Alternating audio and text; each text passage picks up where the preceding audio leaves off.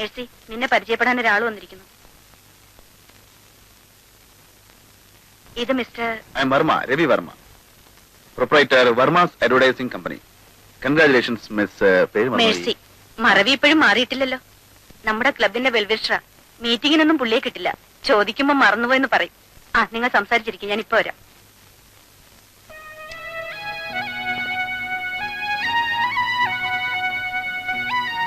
ഇനി ഈ പേര് ഞാൻ മറക്കില്ല, ഈ രൂപവും. നൃത്തം നന്നായിരിക്കുന്നു എന്ന് പറഞ്ഞാൽ അത് ആത്മാർത്ഥതയില്ലാത്ത ഒരു പ്രശംസയായി പോകും. കാരണം നൃത്തം ഞാൻ ശ്രദ്ധിച്ചില്ല, നർത്തകിയാണ് ഞാൻ ശ്രദ്ധിച്ചത്. Especially your figure. Thank you sir. ഞാൻ പോട്ടെ. നിൽക്കൂ. ഫിഗറിനെ പറ്റി പറഞ്ഞതുകൊണ്ട് തെറ്റിദ്ധരിക്കരുത്. ഞാൻ ധാരാളം പെൺകുട്ടികളെ ദിവസവും കാണാറുണ്ട്. ഐ മീൻ, എന്റെ കമ്പനിയിൽ പരസ്യത്തിന് വേണ്ടി വരുന്ന മോഡലുകളെ. പൂർണ്ണ തൃപ്തി ഉണ്ടായിട്ടല്ല, നിവൃത്തിയില്ലാത്തതുകൊണ്ട് അഡ്ജസ്റ്റ് ചെയ്തു പോകുന്നു. ആദ്യമായിട്ടാണ് എന്റെ കമ്പനിയിൽ മോഡലിംഗ് ചെയ്യാൻ ആഗ്രഹമുണ്ടോ എന്നൊരു പെൺകുട്ടിയോട് ഞാൻ ചോദിക്കുന്നത്. ചോദിച്ചിട്ടില്ല, ചോദിക്കാൻ പോകുന്നത്. മേഴ്സി എന്ന് പറയുന്നു. ക്ഷമിക്കണം, അത്തരം ജോലിയിലൊന്നും എനിക്ക് താല്പര്യമില്ല. അത് മോഡലിംഗിനെ കുറിച്ച് അറിയാത്തതുകൊണ്ടാണ്.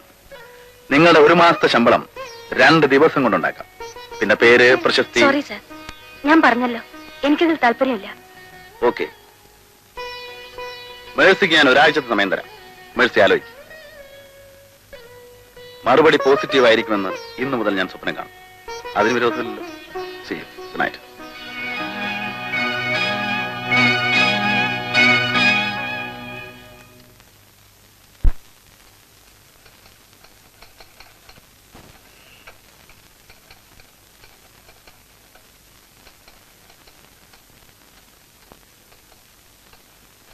ഒരാള് കാണാൻ വന്നിരിക്കുന്നു.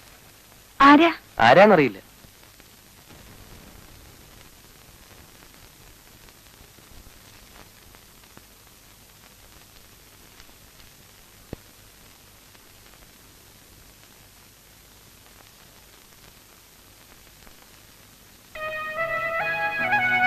Good evening Mercy. Good evening. ഇന്ന് 22-ാം തീയതിയാണ്. 15-7 22. നിങ്ങളെ പ്രസിഡന്റ് എന്ന് പറഞ്ഞില്ലേ, ഞാൻ ഭയങ്കര മറവിക്കാരനാണെന്ന്. അതെന്നെ അറിയാത്തതുകൊണ്ടാണ്. ഓർമ്മിച്ചിരിക്കേണ്ട കാര്യങ്ങൾ ഞാൻ കൃത്യമായി ഓർമ്മിച്ചു വയ്ക്കും. നമ്മൾ തമ്മിൽ കണ്ടുപിരിഞ്ഞിട്ട് ഇന്ന് കൃത്യം ഒരാഴ്ചയായി. മേഴ്സി എന്നെ നിരാശപ്പെടുത്തില്ലല്ലോ. ഞാൻ അന്നേ പറഞ്ഞതാണല്ലോ സാർ, എനിക്കതിൽ താല്പര്യമില്ലെന്ന്. താല്പര്യമുള്ള ധാരാളം കുട്ടികളുണ്ടെന്ന് സാറ് പറഞ്ഞല്ലോ. പിന്നെന്തിനാ എന്നെ ബുദ്ധിമുട്ടിക്കുന്നത്? ഇവിടെ ടൈപ്പിസ്റ്റിന്റെ ജോലിയാണല്ലേ മേഴ്സിക്ക്? അതെ. എത്ര രൂപ ശമ്പളം കിട്ടും? 650. 650. 10-200 രൂപയെങ്കിലും ഹോസ്റ്റലിൽ കൊടുക്കണം. പോയിട്ട് പിന്നെ 450. അത് വീട്ടിലേക്ക്. എല്ലാ മാസവും മേഴ്സിയുടെ ശമ്പളവും കാത്തിരിക്കുന്ന കുടുംബത്തിന് അത് വലിയ ആശ്വാസമായിരിക്കും. പക്ഷേ ഈ ജോലി പോയാലോ? എന്റെ നാക്ക് കരുനാക്കാണെന്നാണ് എല്ലാരും പറയാറ്. ഏതായാലും പറഞ്ഞ പോലെ ഇനി തിരിച്ചെടുക്കാൻ പോകും. അങ്ങനെ എന്തെങ്കിലും സംഭവിച്ചാൽ മേഴ്സി വിഷമിക്കരുത്. എന്റെ അഡ്രസ്, ഫോൺ നമ്പറും ഉണ്ട്.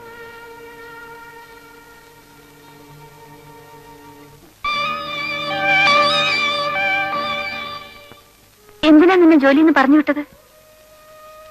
എനിക്കൊന്നും അറിയില്ല സുമേ.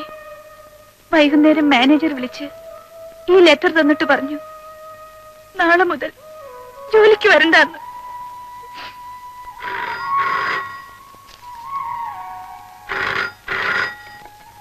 ഹലോ, ഉണ്ടല്ലോ, കൊടുക്കാം. മേഴ്സി, നിനക്കാ.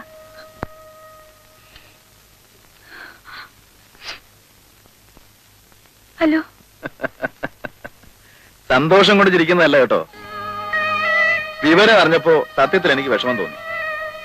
എന്റെ കരുനാക്കിന് ഒരു രക്തസാക്ഷി കൂടി. ഐ എം സോറി കേട്ടോ.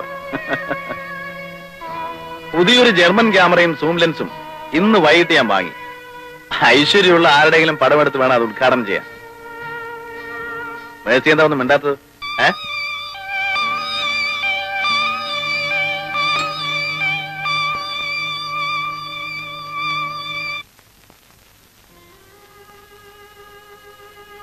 നീ ഇങ്ങനെ കൊച്ചുകുട്ടികളെ പോലെ ആയാലോ മേഴ്സി?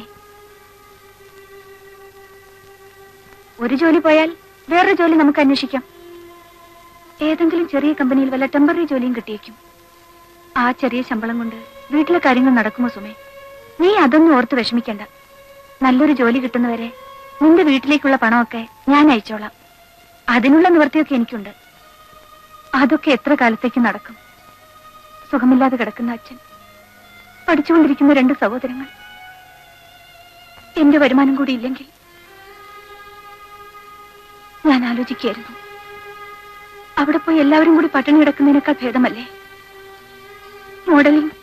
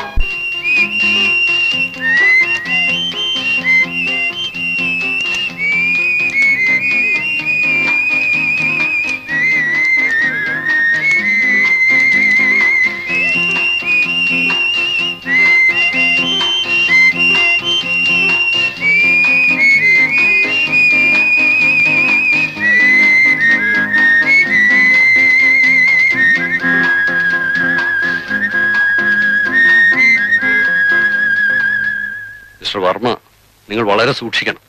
നിങ്ങളുടെ ഈ വളർച്ച പലർക്കും അത്ര രസിക്കുന്നില്ല. Quite naturally. No no, it's not that. അതത്ര നിസ്സാരമായിട്ട് തള്ളിക്കളയാൻ പാടില്ല. മറ്റു പരസ്യ കമ്പനിക്കാർ വെറുതെ നോക്കിയിരിക്കുമെന്ന് നിങ്ങൾ വിചാരിക്കുന്നുണ്ടോ? തീരെ ഗതിമുട്ടുന്നവരൊരു പക്ഷേ. എന്നെ അവർ എന്ത് ചെയ്യാനാണ് സാർ? എന്റെ അസറ്റ് എന്ന് പറയുന്നത് it's my artistic talent, my brain, my hard work, of course. പിന്നെ സാറിനെ പോലെയുള്ള വെൽവിഷേഴ്സിന്റെ സഹായമുണ്ട്. അത് മോഷ്ടിക്കാൻ പറ്റില്ലല്ലോ. ഞങ്ങളുടെയൊക്കെ സഹായം നിങ്ങൾക്ക് എപ്പോഴും ഉണ്ടാവും. അത് മാത്രം പോരാ, you should be more careful. Mercy ഉണ്ടല്ലോ, നിങ്ങളുടെ ആ മോഡൽ, ആ കുട്ടിയെ മറ്റേതെങ്കിലും കമ്പനിക്കാർ തട്ടിയെടുക്കാൻ ശ്രമിച്ചേക്കും. അതിനൊരിക്കലും ഇടയാവരുത്. She's an asset for your firm.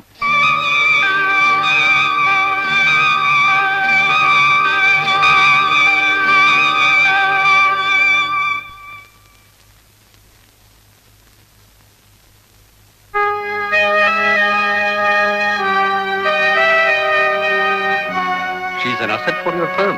അവൾ കൈവിട്ടു പോകാതെ സൂക്ഷിക്കണം.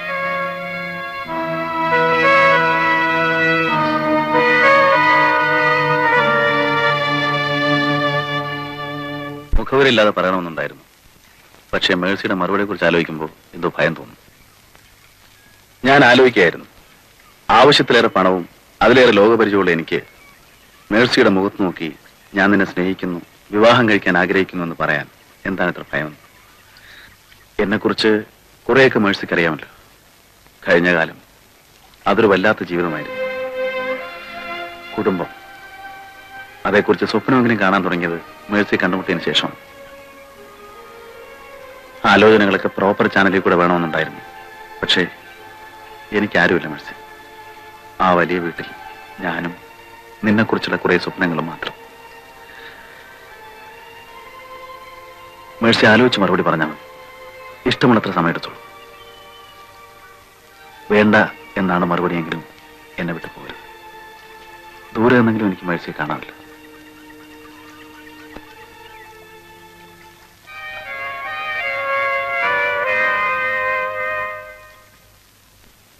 മേഴ്സി തീരെ പ്രതീക്ഷിക്കാത്ത രീതിയിലായിരുന്നു രവിവർമ്മയുടെ സമീപനം. പരസ്യ ചിത്രങ്ങളിൽ പോസ് ചെയ്ത തനിക്ക് ഇനി നല്ലൊരു വിവാഹ ജീവിതം പ്രതീക്ഷിക്കാനാവില്ലെന്ന് മേഴ്സിക്ക് അറിയാമായിരുന്നു. രവിവർമ്മ ധനികനാണ്. സ്നേഹമുള്ളൊരു ഹൃദയവും അയാളിൽ ഉണ്ടായിക്കൂടുന്നില്ലല്ലോ. താൻ ഈ വിവാഹത്തിന് സമ്മതിച്ചാൽ പാവങ്ങളായ തന്റെ വീട്ടുകാരെങ്കിലും അതുകൊണ്ട് രക്ഷപ്പെടും.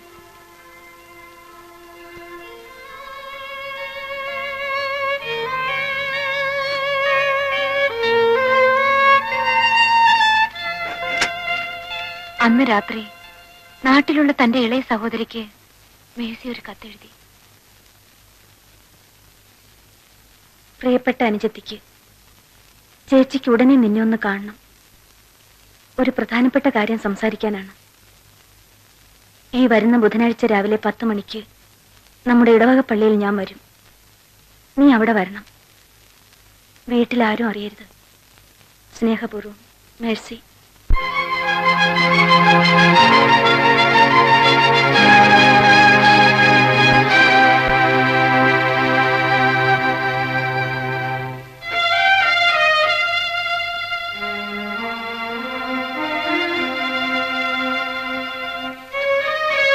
അപ്പച്ചൻ ഇപ്പോഴിതറിയണ്ട.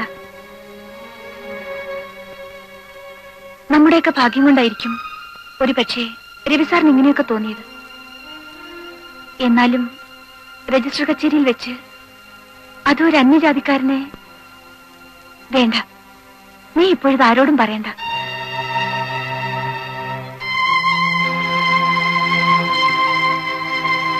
എന്തിനാ ഇത്? നാളെ രാവിലെ 10:30 മണിക്ക് രജിസ്റ്റർ കച്ചേരിയിൽ വെച്ചാണ് എന്റെ വിവാഹം. ആ സമയത്ത് നീ ഇവിടെ വന്ന് ചേച്ചിയുടെ പേരിൽ കുർബാന നടത്തണം. പ്രാർത്ഥിക്കുകയും വേണം. ഞാൻ പോട്ടെ.